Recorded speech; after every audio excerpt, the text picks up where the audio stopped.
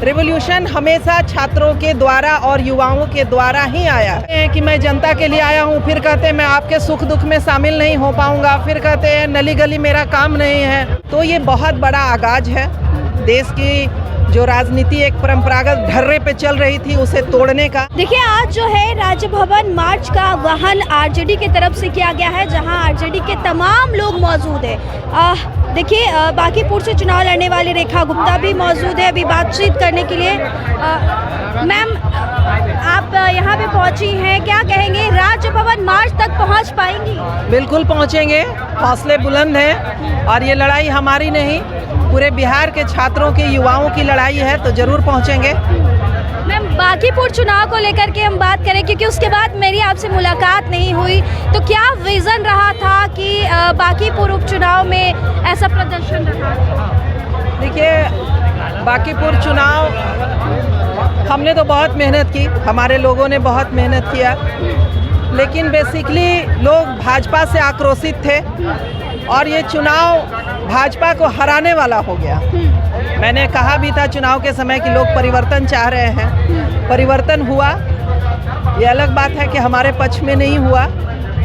बस यही उम्मीद है कि जो आए हैं जीतकर वो उनकी वादे बड़े बड़े वादों तक ही सीमित न रह जाए। उम्मीद करते हैं कि बांकीपुर के जनता का विकास हो। मैम, आप लोगों को कहीं ना कहीं ये खुशी है कि बीजेपी हार गई, हम जीते नहीं बल्कि बीजेपी को हराना? नहीं, बीजेपी हार गई उसके लिए नहीं, परिवर्तन जरूरी था।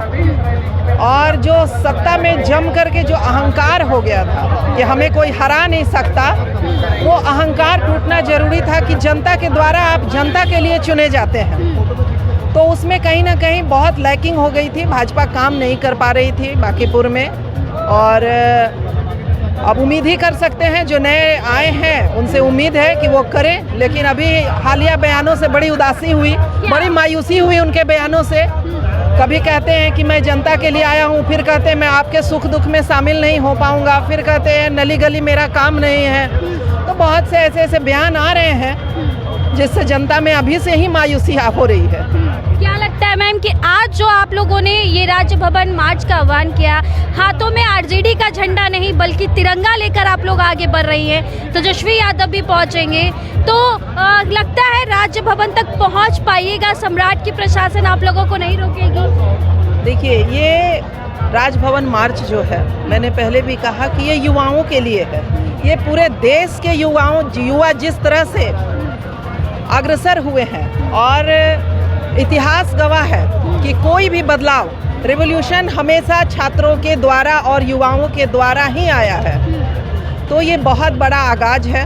देश की जो राजनीति एक परंपरागत ढर्रे पे चल रही थी उसे तोड़ने का, विकास करने का। और देश के युवा अब जाग चुके हैं, इसलिए अब हमारे हाथों में देश का झंडा है।